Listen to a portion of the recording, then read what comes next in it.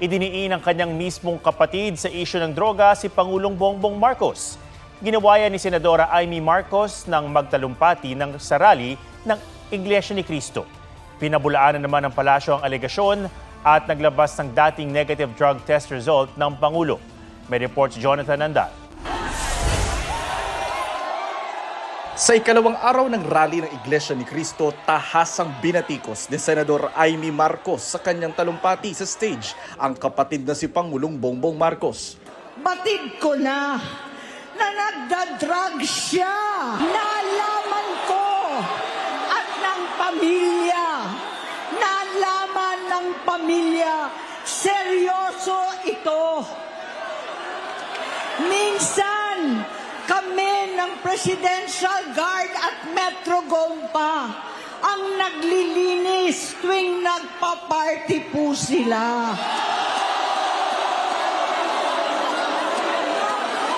Namuhay kaming magkakapatid sa ibang bansa. Kami-kami lang. Kinumbinsi ko pa si Bongbong. Pakasalan mo na si Lisa. Naisip ko noon, kapag nag-asawa siya, malalagay na sa tahimik at magkakaroon ng direksyon.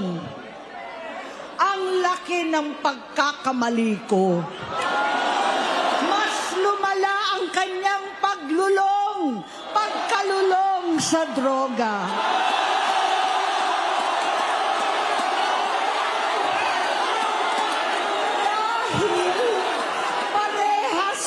Silang mag-asawa.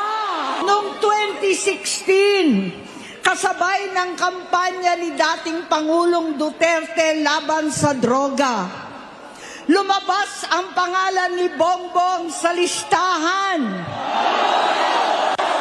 Nakasama siya sa listahan ng mga celebrities. Masinsinan kong kinausap si Pangulong Rodi. Halos manikluhod ako.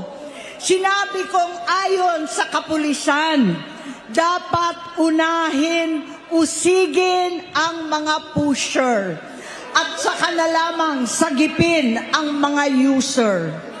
Naligtas si Bongbong. Alam naman natin na nagkaroon na ng drug test nung pangbago mangampanya ang ating Pangulo. Gusto ko pong ipakita sa inyo para po maalala nyo muli. Ito po, November 25, 2021, na may mga pagbintangan gumagamit di umano ng droga. Mismo, at that time, hindi pa po Pangulo, si Pangulong Marcos Jr. Siya mismo ang nagboluntaryo para magpa-drug test. At sinasabi po sa drug test na to ay negatibo. So ano ang dahilan ng desperadong galawan ni Senator Amy Marcos laban sa sarili niyang kapatid at pati kay First Lady, kundi makapanira lamang.